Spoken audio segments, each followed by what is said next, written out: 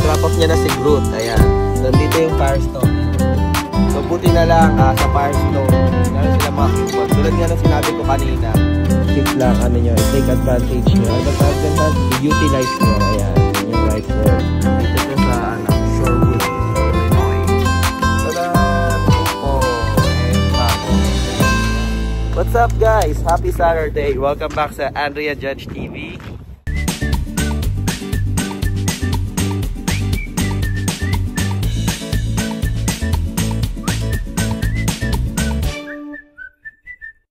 Ayan guys, so ayun, another vlog. Medyo matagal-tagal ako hindi nag-vlog guys. Nagkasakit kasi ako ng flu. So ayun, medyo rinang kaso din tayo. Ngayon medyo okay na. Yung sore throat na lang, saka dahil nung ubo ako ng ubo. Kaya ayun, na-miss ko mag-vlog guys. So for today, gagawa tayo ng weekend or Sabado vlog. So sama lang kayo, wala naman kaming ganap. So currently nandito ako sa work. Ayan, pauwi na ako. Kumuha lang ako ng 4-hour shift kasi kailangan nila ng tao. So hindi tayo nakapag-basketball today. Pero ayos lang kasi nagre-recover pa nga tayo sa galing tayo sa sakit, no? So ayun, sama lang kayo. Papunta na ako ngayon sa parking lot, which is doon sa VA. And update ko kayo later. Kasi pupunta kami ngayon ni Andrea sa Firestone para sa ano ni Groot, ano bang tawag na ito? Change oil. So yun pala guys, no, pag nandito kayo, pag may sasakyan na kayo, kasama sa gastos talaga yan, maintenance ng sasakyan. Kahit saan naman eh. So it's better na on time yung maintenance ng sasakyan mo kaysa pumutok yan ng isang beses na masira yung sasakyan mo. Kasi napakahirap dito ng pag-repair ng sasakyan. Hindi tulad sa Pilipinas, marami kang kilalang mekaniko, and pwede mong matawaran or pwede kang makipag-deal sa mga mekaniko sa Pilipinas para sa mas mura, no? Pero yun nga dito, medyo mahal o mahal talaga. Kaya napakasakit kapag nasiraan ka ng sasakyan dito and papaayos mo, no? Kasi mahal. So kailangan syempre maglaan kayo para doon sa maintenance ng sasakyan nyo, no? Para ipa-check up nyo regularly, change oil regularly, and kailangan may backup pera kayo or emergency fund kayo pagdating sa mga sira ng sasakyan kasi mahal talaga. Yan, kung maalala nyo guys, di ba nag-vlog kami ni Andrea, pinaayos namin si Groot. Ang sira is yung sa, ano bang tawag nito, basta sa oil ano niya, something. So umabot ng 4,500 yung dollars yung binayaran namin para sa sira lang na yon. Ayun, so ayan, so update ko na lang kayo later guys. Malapit na ako sa parking lot. See ya.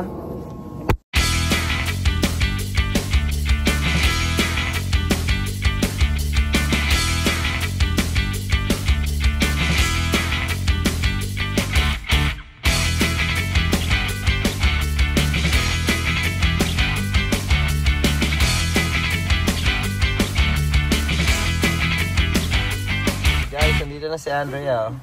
Ayan. Nag-vlog ako eh. Hi. Drop off niya na si Groot. Ayan. So, nandito yung Firestone. Ayan, dyan na sa likod. Ayan. Ayan o. Ayan. So, dyan lang guys. Iiwan lang. Gano'n daw katagal, Hal? Siguro an hour. An hour. Ayan. O, saan tayo? Home Depot lang sandali. Tapos uwi muna tayo. Ayan. Uwi tayo? Okay, sige. Ano luto mo? Upo. Upo? Sabi ko munggo eh. Wala tayong munggo eh. Ayan, sige, update na lang later guys. Ayan guys, so nandito na kami sa Home Depot. Ayan, ano ba bibili natin? Bili lang ako nung pang ang tawag doon, Coke. Ano? Coke? Coke. Ano yun? Alam niyo yung mga yung mga singit-singit sa mga tiles. Saka yung filter nung kulay puti, filter ng sa vent, sa HVAC. Ayan. Ganda ng mga guys, pangarap ko yan, no? Yung shed. Ayun yung gusto ko, ayun yung sales office na yan. Parang isang ganyan sa backyard tapos gagawin kong bar sa labas. Para pagka nagiinuman, yan pwede. Sa likod, di ba? So, ayan. Dito kami ngayon sa Home Depot. And yeah, bibili lang kami ng mga kailangan ni Andrea saka nung filter kit. So, update na lang later guys. See ya! Ayan, dito na tayo sa Home Depot. Ayan, ilang beses ko na ata na-vlog to, especially nung summer, di ba? Kasi nung summer, pure plants si Andrea. So, bumili kami doon. Ayan. So, ayan guys. So, mga snow blower. So, yung mga nilalabas nila dito, seasonal.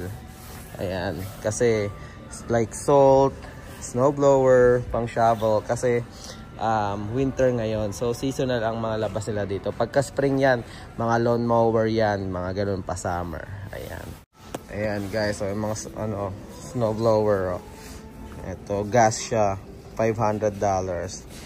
Ito, gas din. Alam ko yun, siguro yun nandito puro gas. Yung electric is yun doon. Yan. So, sa mga bago guys, yung snow blower or pang shovel, yan. Kailangan nyo kung may bahay kayo. Pero kung sa mga bago, nag-apartment kayo, usually yung landlord na nagpro-provide ng pag-shovel ng driveway. And, actually, di naman lahat. Tulad sa amin, may nagsha-shovel pero minsan late na yung nagsha-shovel. Kaya minsan kailangan nyo din i-shovel yung harap nyo, yung driveway nyo. Pero usually most of the time yung landlord na yung bahala sa pag-shovel ng driveway or yung walkway nyo pagka naka-apartment kayo. So yan, dito kayo muna magsisimula. Ayan, pang shovel. Ito yung mga pang shovel sa snow. Ayan. So, kung apartment pa lang kayo, I highly recommended or suggest pa lang sa inyo is mag-shovel. Ito lang muna yung bilhin nyo, which is, ayun yung price, $29 lang. Kaysa bumili kayo kaagad ng snowblower kasi provided naman yan ng landlord nyo yung pagsha-shovel. So, ito lang yung kailangan nyo kung sakali man late na yung nagsha-shovel or walang nagsha-shovel that time and kailangan mong i-clear yung way. Ayan, shovel. Ayan, yan muna. Pero kung may bahay na kayo guys, highly recommended ko na sa inyo yung snow blower. Syempre, sa inyo na yung daan, sa inyo na yung lugar. So, responsibility mo na yon. So, mas maganda kung may snowblower kayo para at least madaling mag-clear ng walkway or ng driveway kapag nag-i-snow. Ayan. Sa inyong mga salt, usually may pang pet. Kung may pet kayo, ayan, may non-toxic na salt. Ayan, na good for pet. And then ito din, pang mga malakasang mga industrial na salt. Ayan. Pero kung driveway, ganito lang din yung ginagamit namin. Okay na yan.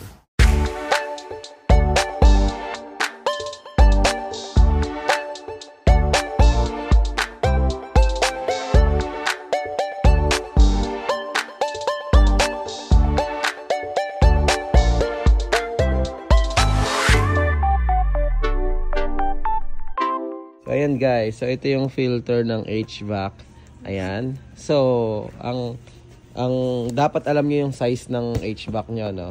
So, sa amin is 16 by 25 by 4. Ayan. So, ito yung niya talaga. Mawawala. Ayan. Para ma-filter yung hangin sa HVAC nyo. So, 365-day airflow performance. And then, ano yung FPR9, Hal? Superior allergen. So, sabi dito kasi, ayun o, 9 is the best, 10 is the premium. So, yung FPR, yan ata yung parang kung gaano kaliit, no, nung mafi-filter niya. So, pinaka-premium is yung 10, pero yung best is 9. So, 9 na yung kinuha namin. Ayan, kasi wala atang 10 eh. Ayun, so, yan, konti lang yung difference. Yes. Right, Hal? Sayang, hinahanap kanina ni Andrea yung niya. Ano yun, Hal? May coupon siya. $25 na coupon off. Kaso, nag-expire na ata kasi hindi niya makita. Ayun, sayang din. Ayan. Dito, guys, may mga ganon coupon, promo coupon na binibigay. And, yan, sa mga restaurant, sa mga fast food, sa mga Home Depot, Best Buy, yan. Pagka ganon, tip lang, ano nyo, i-take advantage nyo. Ano ba tawag din, Hal? I-utilize nyo. Ayan, yun yung right word. Kasi sayang din yun, mga, kung nakita lang ni Andrea, hindi nag-expire yun. $25 off sana din itong bibilhin namin. Ayun, sige, update later, guys. So, ayan, ito yung ano ba, parsan ba to, Hal? Yun sa mga Ayan. nilalagay sa kitchen. Sa kitchen, mga edges. Ayan, oh, parang ganito, guys, oh.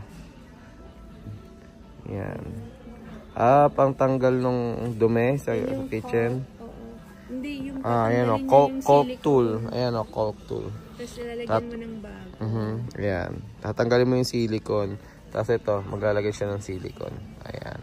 So, magkano yung ganito? Caulk tool.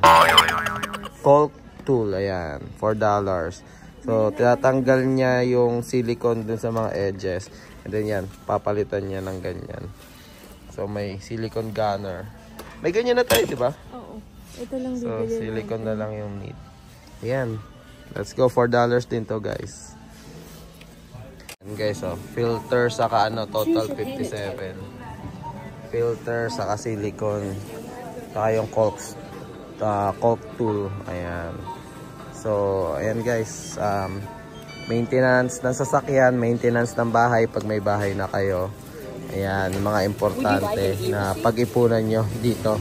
Kasi pagka naka-apartment ka, usually lahat ng problem or lahat ng maintenance, sagot na yun ng ng landlord nyo. Ayan, tulad nga ng sinabi ni Andrea, pagka naka-apartment ka, yan, maintenance ng bahay, wala ka masyadong problema kasi si landlord yung bahala. Pero pag yan, pag may bahay ka na, bukod sa mga bills sa'yo na, and yan, maintenance ng bahay. Ayan, so ayun guys, be parang ano ba? Aware?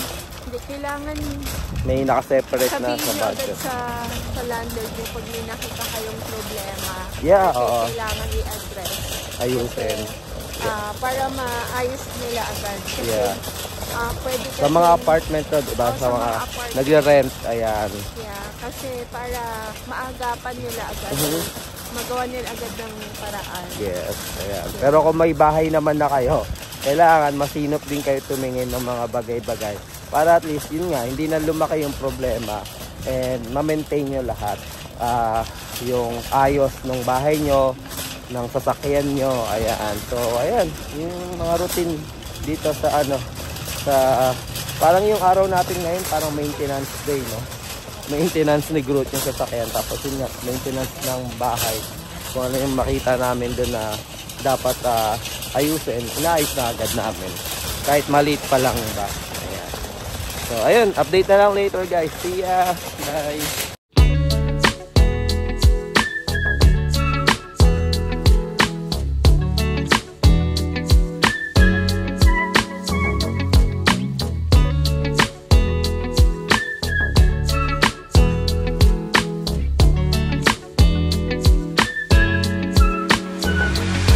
Ayan guys, nandito na kami sa bahay.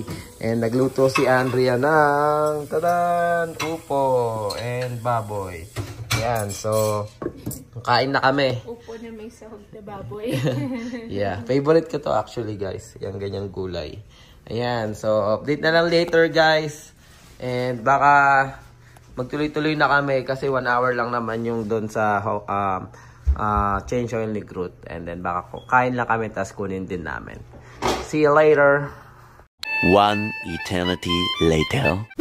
What's up guys? Ayan, nandito kami ngayon ni Andrea sa ayan ayun, sa Indian cuisine or restaurant. Ayan, tingnan natin yung loob. Ayan, dito kami sa Sri. Ayan, Indian cuisine or Indian restaurant. So ang orderin daw ni Andrea yung combo, biryani, lamb, chicken and shrimp. Ayan, umorder na siya. Ayan, nag-crave lang kami kanina guys. So, nag-isip kami kung magluluto kami ng dinner ngayon or bibili ng food. And yan, kasi nag-crave kami bigla ng biryani. So, ayan, update na lang later guys. So, ayan, ito yung mga menu nila. Oh. Ayan, dito to sa Shorewood, Illinois. Ayan, mga taga ano yan, Plainfield, Bolingbrook, Shorewood, Joliet, ayan guys, or Yorkville. Free Indian cuisine. So first time namin dito, so try namin. Ito yung mga menu. Ayan. Ayan. Masarap yung ano nila, yung combo nila dito. Ayan. So update na lang later guys. See ya! The next day. Ayan guys, hi Klein. Ayan, kagagaling lang namin sa sakit dalawa. Oh. Ayan, so ayan, okay na kami. Si Klein yan, maligalig na. Nandito kami sa Firestone ngayon. Ayan, nandyan. Ayan na si Groot actually. Oh. Ayan, kinuha na ni Andrea yung susi ng sasakyan. And ayun, tingnan natin kung magkano yung inabot ng gastos, no? So update na lang natin later. See ka. Ayan guys, nakuha na namin. So magkano ang damage? $68. Ayan, 68. So ina-expect namin guys is 100 plus, no? So buti na lang sa Firestone, meron sila mga coupon. Tulad nga ng sinabi ko kanina or kahapon sa ayan, yung vlog na, sa vlog na to, i-utilize yung mga coupon, special discounts and mga ano. Kung may coupon sila, ask for discount. Yan, baka bigyan kanila. And magkano dapat yung total? 110 yata. 110. So $50 yung ano, yung halos 50 yung ano, yung discount. Ayan, dito yan sa Firestone guys. Kung gusto niyo magpa-change oil, dito hindi ko lang alam sa ibang branch, pero dito gustong-gusto ko yung service nila. Sobrang accommodating and talagang ano, alaga yung sasakyan mo. Yeah. Kasi yung gulong pinalitan nila, tapos sila pa nagsabi na under warranty pa. So talagang ayun, pinalitan din nila lahat. Inalis nila talaga. I-check talaga nila yung sasakyan nyo. Magbibigay sila mga recommendations. Yan. Yun. And syempre, it's up to you kung gagawin mo na agad yung recommendation. Pero as a customer, we appreciate yung mga ganon. Diba? Yes. Kasi alam natin na kung ano yung mga susunod na gagawin natin para sa kotse. Hindi man ngayon, at least babantayan mo. Babantayan mo. Ayun. So again, maraming salamat guys. Tatapusin na namin yung vlog na to. Ayun. Thank you sa pagsama ngayong weekend. And maraming salamat sa lahat na sumusuporta sa Andrea Judge TV. And ayun. Patuloy pa rin kaming gagawa ng mga nursing related sit-down vlogs and mga Buhay America vlogs like mga ganito. Simple glimpse ng pamumuhay namin sa US as a Filipino migrant. And syempre, travel vlogs. Let's go. Ayan. So again guys, happy weekend. Maraming salamat. Ingat kayo parate and God bless. Bye.